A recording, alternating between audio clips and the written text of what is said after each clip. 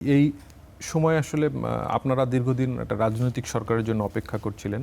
তো সেই সরকার আসলো এবং তারা একটি বাজেট দিতে যাচ্ছে আর কি।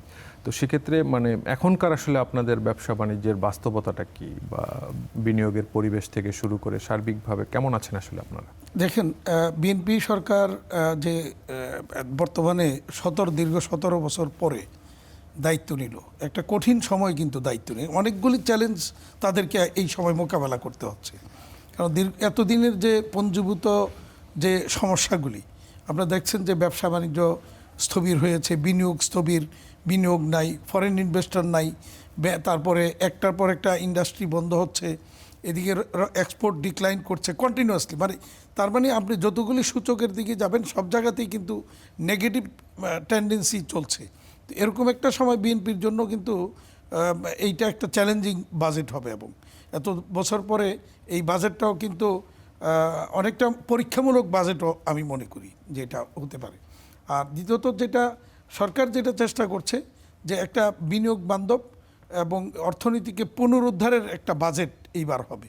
সেই পুনরুদ্ধারের বাজেটে করতে গিয়ে তারা যেভাবে ইয়েটা আসছে, বাজেটের বিভিন্ন বরাদ্দগুলি আসতেছে, সেই বরাদ্দগুলির মধ্যে যেমন একটা থোক বরাদ্দ আছে ৩৪,০০০ কোটি টাকা। তো এইটা আমরা যেটা মনে করি যে বিভিন্ন খাতে যখন প্রয়োজন হবে ওই থোক থেকে নেওয়া যাবে, এটা একটা ভালো দিক। যদিও এটা নিয়ে অনেকে সমালোচনা করে যে থোক বরাদ্দ এত টাকা কেন। তারপরে ১,৮০,০০০ কোটি টাকা আরেকটা বরাদ্দ আছে। তো এই সবগুলি মিলিয়ে তো যেই জায়গাটা এখন আমরা যেটা চ্যালেঞ্জিং মনে করছি বেশি, যে আমাদের রপ্তানিকে আবার ঘুরে দাঁড়ানো, অর্থনীতিকে ঘুরে দাঁড়ানো, পাশাপাশি বিদ্যুৎ সংকট, যেটা জ্বালানি সংকট, এগুলি আমরা বেশি মনে করছি। এর মধ্যে যে ব্যাংকিং খাতের যে সমস্যা, সংকট, এগুলি আমরা প্রচণ্ড রকমভাবে আমরা এই জায়গাটাতে সংকট মনে করছি। পাশাপাশি এনবিআরের সংস্কার, VAT policy, custom tax policy বিশেষ করে, যেটা আমি দীর্ঘদিন যাবতই বলে আসছি, যে ট্যাক্সেশন যে পলিসিটা বর্তমানে রয়েছে, এটা বিনিয়োগ এবং ব্যবসার পরিপন্থী। এবং এটা সোজা কথা যদি আমি বলি, যে এটা অন্যায় এবং একটা বেআইনি ট্যাক্সেশন পলিসি বর্তমানে আমাদের উপর জেঁকে বসে আছে। এটা থেকে আমরা পরিত্রাণ চাই।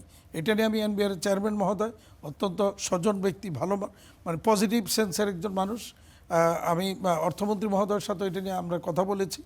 এখন আমরা আশাবাদী, পলিসির কোন জায়গাটা নিয়ে আপনার জায়গাটা, যেমন ধরুন আমি যদি ট্যাক্সেশন পলিসির কথাটা বলি, যে এখানে অর্থনীতিবিদ স্যার আছেন, যেমন ধরেন আমার কাছ থেকে এক্সপোর্টের এআইটি নিচ্ছে, তো যখনই আপনি এআইটি নেবেন তখনই আবার পাল্টা থাকে, যে আমি যখন রিটার্ন দাখিল করব তখন আমার যদি ট্যাক্স যতটুকু হবে ওইটা কর্তন করে বাকিটা আমাকে ফেরত দিবেন। কিন্তু বর্তমানে আইন দ্বারা ওই ফেরতটাকে রহিত করা হয়েছে। আবার আমাকে একই ফাইলের মধ্যে, এই বছরের ফাইলের মধ্যে আপনি অন্য জায়গায় আমাকে আরও কিছু ট্যাক্স ধার্য করতেছেন, সেটা অন্যায়ভাবেই করতেছেন। ঠিক আছে, অন্যায়ভাবেও করলে আমি যখন বলছি যে আপনি আমার কাছে এআইটি যে অতিরিক্ত নিয়ে রাখছেন ওখান থেকে এটা অ্যাডজাস্ট করেন, সেখানে অ্যাডজাস্ট হবে না। ওইটা আবার নতুন করে আমাকে, একদিকে আপনি তো অনেক বেশি টাকা নিছেনই, আবার নতুন করে আমাকে যেটা আপনি ধার্য করতেছেন সেটাও আমাকে জমা দিতে হবে। নতুন করে ধার্যটা কোথায়? মনে করেন যদি এটা প্রপার্টিশিপ কনসার্ন হয়, তাইলে ওখানে আপনাকে সারচার্জ ধরতেছে ৩০%। তাইলে এই বিশাল অঙ্ক ৩০% সারচার্জ, আপনি যদি ওখানে ১ কোটি বা ১.৫ কোটি টাকা নিয়ে রাখেন, তাহলে ৩০%-এ ৪৫ লাখ টাকা নতুন করে আমাকে, ওখানে কিন্তু আপনি বেশি নিয়ে রাখছেন। আমি যদি বলি এই ৪৫ লাখ টাকা ওখানে অ্যাডজাস্ট করেন, সে অ্যাডজাস্টমেন্ট বন্ধ। আবার আমাকে আপনি কোথাও কোনোটা ডিসঅ্যালাউ করছেন, ডিসিটি আমাকে একটা খরচ ডিসঅ্যালাউ করে, ওইটার উপর আবার ওইটাকে পুরাটাকে প্রফিট হিসেবে গণ্য করছেন, করে সেটার উপর আবার 30% ট্যাক্স ধার্য করছে। এই যে জুলুম, অত্যাচার, এইটা থেকে আমরা রেহাই চাই।